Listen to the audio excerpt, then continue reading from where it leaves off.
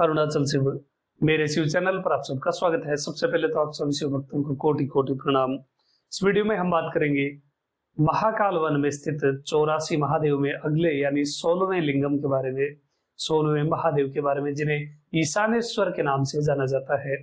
स्वामी ईशानेश्वर की महिमा मां आदिशक्ति को बताते हुए कहते हैं कि ईश्वर कहते हैं कि हे पार्वती, जिनके दर्शन मात्र से ही ऐश्वर्य का उदय हो जाता है, उस ईशानेश्वर संज्ञक यानी ईशानेश्वर नामक 16वें लिंगम का महात्म्य मैं तुमसे कहता हूँ। पूर्व में तुहुंड नामक एक दैत्य था जो देवता, ऋषि, यक्ष, गंधर्व और किन्नरों को कष्ट दे रहा था। नंदनवन में इस दैत्य का अधिकार हो गया। उसने ऐरावत पर विजय प्राप्त करके उसे अपने द्वार पर ही बांध लिया। अश्वरतन उच्चश्रवा का भी यही हरण करके अपने यहाँ ले आया। उसने देवांगनाओं से रमण किया। इस समय इस दुष्ट दैत्य के भय से पूरा स्वर्ग का मार्ग ही शून्य हो गया। अब देवगण अधिकार का हरण हो जाने पर विचार करने लग गए।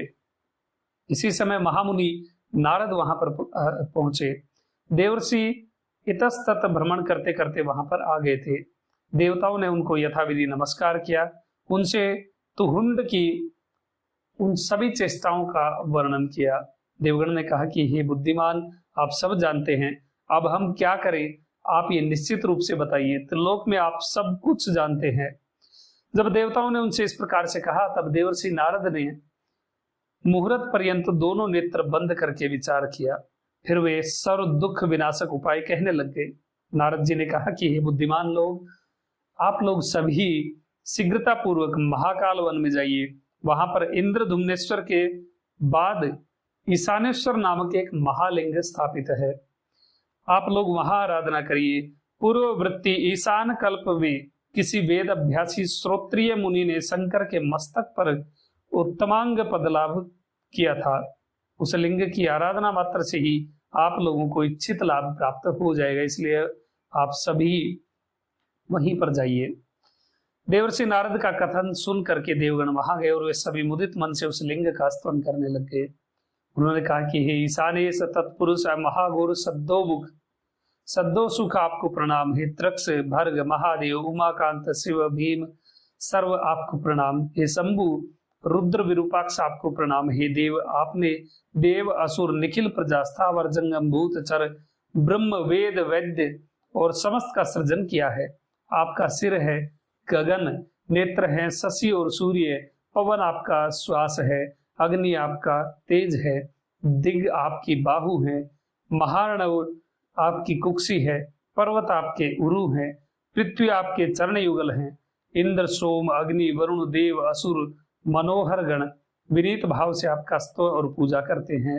आप समस्त भूतों में व्याप्त होकर अवस्थान कर रहे हैं। आपकी संतुष्टि के कारण जगत संतुष्ट हो जाता है।